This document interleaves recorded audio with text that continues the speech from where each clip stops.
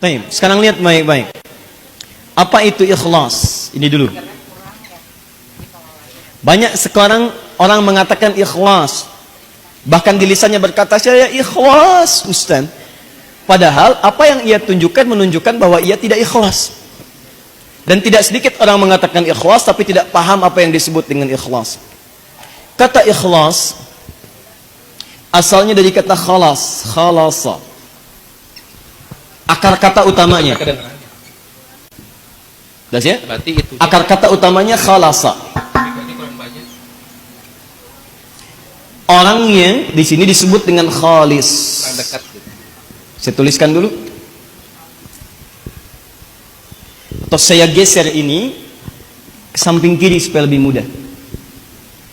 Ini orangnya disebut dengan khalis. Begini. Di Bandung ada khalis, gitu ya. Jalan khalis. Jalan orang yang ikhlas. Macet pim, ikhlas, ya. Alhamdulillah.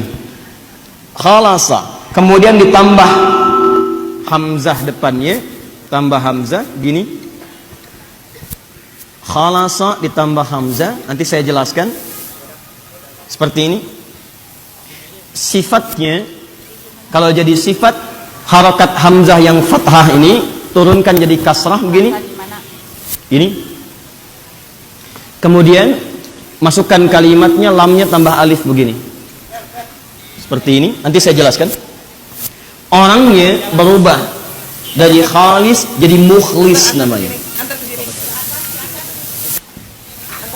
Sudah.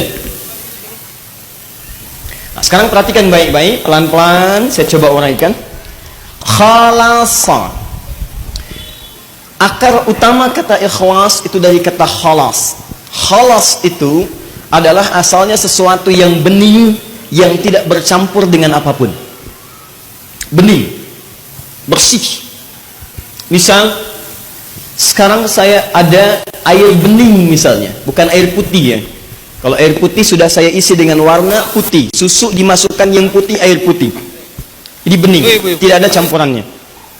Maka kalau kita mengerjakan sesuatu tanpa ada campuran apapun, bersih sifatnya, nggak ada apapun, itu khalas namanya.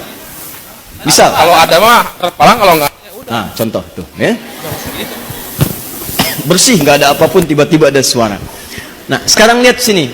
Misal di Arab ada orang sedang kerja, kemudian pekerjaannya selesai, tuntas, beres, tidak ada sedikit lagi pekerjaan, tidak ada misalnya hal-hal yang lain lagi, tuntas, bersih, rapi. Maka orang Arab akan mengatakan khalas, selesai, bersih.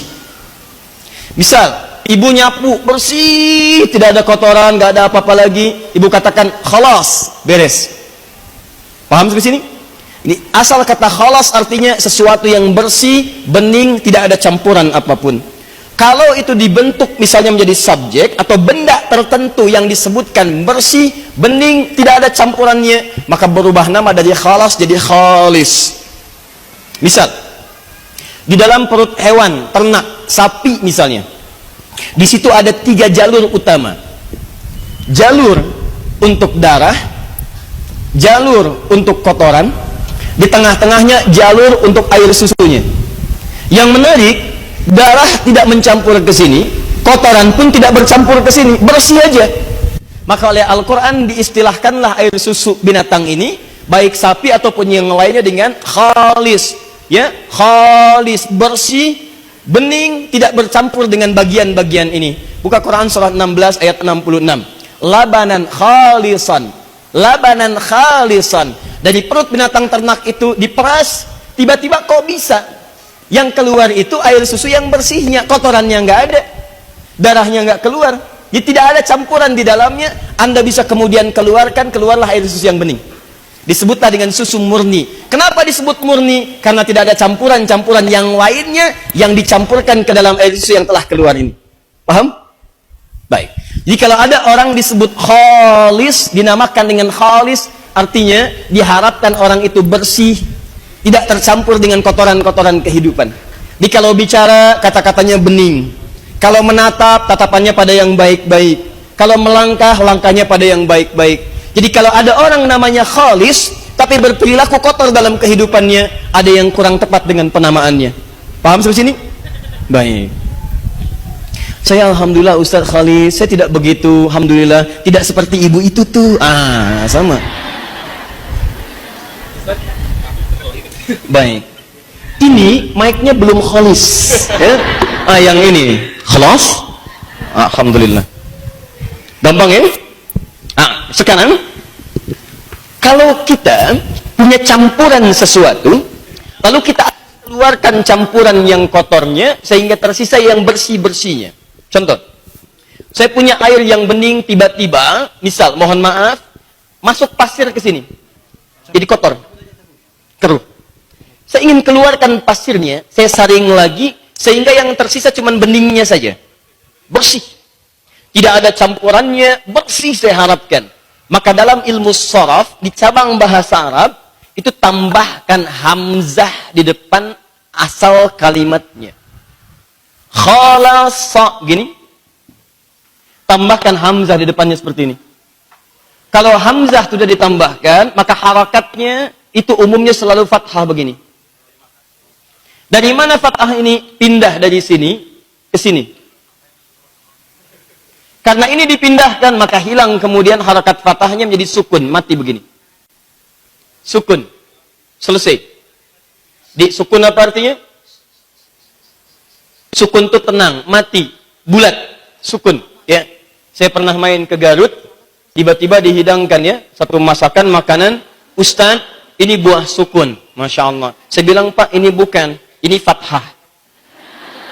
Kok fathah Ustaz? Kalau sukun itu masih di atas Pak, bulat. Begitu jatuh ke bawah dia kasrah.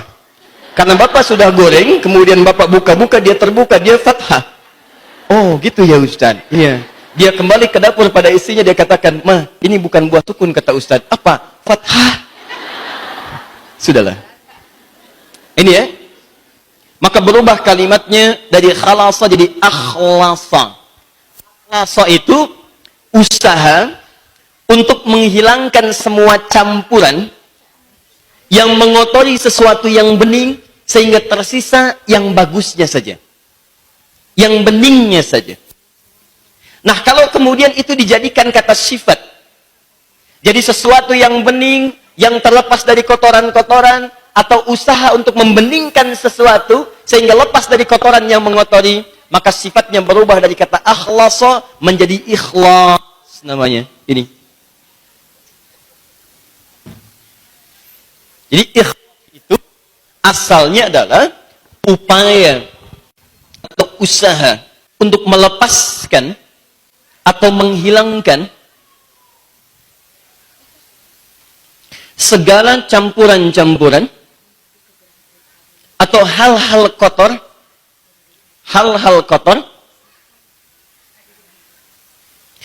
yang tidak terkait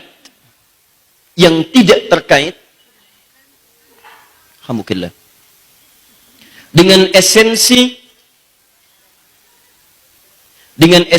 atau aktivitas yang tengah dijalani, yang tidak terkait dengan esensi dan atau aktivitas yang tengah dijalani. Kalau saya katakan dengan esensi berarti benda. Ibu menginginkan air bening, tiba-tiba ada campurannya. Begitu ibu keluarkan yang campuran itu ibu sedang ikhlas dalam pengertian bahasa. Paham? Aktivitas itu segala pekerjaan yang kita lakukan. Kalau kita sedang mengerjakan sesuatu, tiba-tiba ada gangguan, ibu ingin tepikan gangguan itu ikhlas namanya. Paham? Nanti kita akan tarik ini pada kepentingan ibadah, baru kita paham betul bagaimana contoh yang kita akan bahas. Ya. Nah, orang yang berusaha untuk ikhlas, itu namanya mukhlis. Mukhlis. Ini orangnya. Orang yang berusaha ikhlas, itu disebut apa? Mukhlis. Perempuannya apa? Oh, baik. Tinggal tambah tak di ujung ya. Itu paling gampang. Tak marbutah. Muslim, laki-laki, perempuannya? Muslimah. Mukmin, laki-laki, perempuannya? Mukminah. So'im, laki-laki, perempuannya? Ya. Baik. Mukhlis laki-laki, perempuannya mukhlisah. Tayyib. Pelan-pelan. Nah, sekarang apa kaitan ikhlas dengan ketetapan Allah dalam kehidupan? Kita kan baru tahu kalau ikhlas itu usaha untuk menghilangkan segala campuran yang tidak terkait dengan esensi atau aktivitas yang sedang kita jalani. Oh, ini nggak ada hubungannya dengan ketetapan saya nih. Nggak ada hubungannya dengan aktivitas saya, maka saya mau bersihkan itu. Jangan ada dalam aktivitas saya. Jangan hadir di botol saya. Jangan hadir di gelas saya. Jangan hadir di rumah saya. Ini nggak boleh ada dalam pakaian saya. Maka usaha untuk menepikan segala yang tidak penting itu disebut dengan ikhlas. Orangnya disebut apa? Mukhlis. Jelas sampai sini? Nah, sekarang kalau itu dikaitkan dengan konteks menerima ketetapan Allah, maka apa yang dimaksud dengan ikhlas dan dalam hal apa saja ikhlas dibutuhkan oleh setiap makhluk dalam menerima ketetapan Allah Subhanahu wa taala. Ini yang coba kita akan uraikan pada inti bahasan kita. Kalau makna tadi ditarik pada hal yang terkait dengan syariat, konsep dalam agama dan keyakinan kita dalam Islam, maka ikhlas diartikan oleh para ulama dengan cepat puncak keimanan, puncak keimanan dan sifat tawakal, puncak keimanan dan sifat tawakal dalam menerima dan menjalankan seluruh ketentuan dan ketetapan Allah. Puncak keimanan dan sifat tawakal dalam menerima dan menjalankan. Perhatikan definisinya, Bu, ya. Tidak cukup menerima saja, tapi ciri mengukur keikhlasan itu, kalau Anda ingin lihat orang ikhlas, jangan lihat hanya sekedar menerima, tapi bagaimana dia merespon penerimaan itu dan menjalankan semua ketentuan dan ketetapan Allah Subhanahu wa taala. Saya ikhlas Ustaz menerima musibah ini, tapi meratap terus. Artinya ada yang tidak ikhlas dalam dirinya. Saya ikhlas Ustaz tidak lulus anak saya diterima di sekolah itu, tapi posting aja terus di media sosial. Ya, itu berarti ada yang kurang ikhlas dalam dirinya. Bahkan dituliskan di media sosial, saya sih sebenarnya ikhlas aja. Nah, ada yang tidak tepat di situ. Paham ya?